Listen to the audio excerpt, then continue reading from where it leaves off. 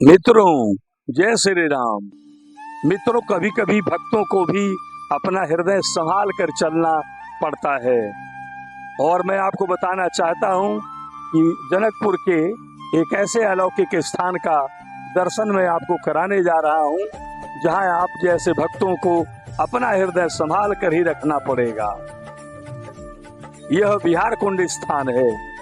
बताया जाता है यहाँ का जो भी आश्रम, जो भी मकान और कई एकड़ क्षेत्र में फैला हुआ बिहार कुंड का सरोवर, ये पूरे परिक्षेत्र को घेर करके त्रेता युग में एक ऐसे महल का निर्माण कराया गया था, जिसमें कि ये सारे सीन महल के अंदर ही दिखाई पड़ते थे। और वो महल 62 तल्ले का हुआ करता था, जिसमें माँ जानकी मंदिर से, मतलब अपने राजमहल से निकलकर मात्र 150 से 200 मीटर की दूरी पर आकर इस 62 तल्ले वाले महल में पहुंचती थीं और इसी बिहार कुंड में वह पवित्र स्नान करती थीं। और उनके नित्य प्रतिदिन विहार करने से इस कुंड का नाम ही बिहार कुंड पड़ गया। क्या बिहार कुंड और क्या बिहार मंदिर दोनों आस पास ही हैं। लेकिन एक बात कहने में बड़ी तकलीफ होती है कि जनकपुर को यदि हम आपको बताएं भारतवर्ष की तुलना में, तो भगवान श्री राम से जुड़े अधिकांश तीर्थ स्थल अपने राम भरोसे ही पड़े हुए हैं। लेकिन उनकी तुलना में जनकपुर में भगवान श्री राम और माता जानकी से जुड़े छोटे बड़े जो भी स्थान हैं, वो परम पवित्रता लिए हुए हैं, क्योंकि उनका रख रखाव किसी भी स्तर पर किया गया हो, वे दर्शनीय हैं, सुंदर हैं, वास्तव में उपासना के काबिल हैं।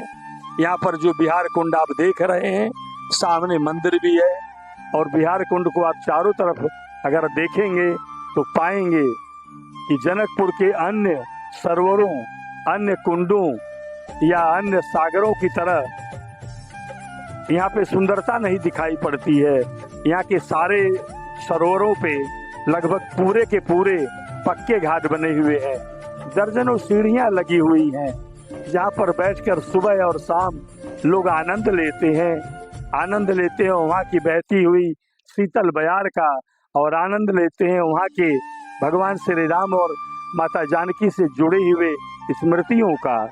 लेकिन यहाँ आप देख सकते हैं कि यहाँ पर स्थानीय जिम्मेदार लोगों की क्या मजबूरी है, या यहाँ की सरकार की या स्थानीय प्रशासन की क्या मजबूरी है कि क्या धन का अभाव है।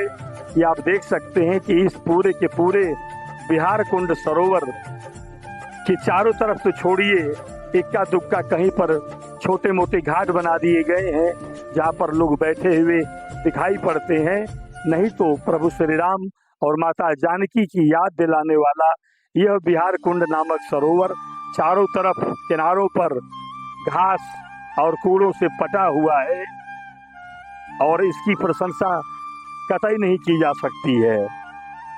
लेकिन इस स्थान की महत्ता के विषय में अगर हम आपसे चर्चा करें, तो आपको मैंने बताया कि ये सैकड़ों एकड़ क्षेत्र में फैला हुआ और इन सारे बिहार कुंड और स्थानों को घेरता हुआ महाराज जनक ने एक ऐसा महल बनवाया था जो 62 तल्ले का था।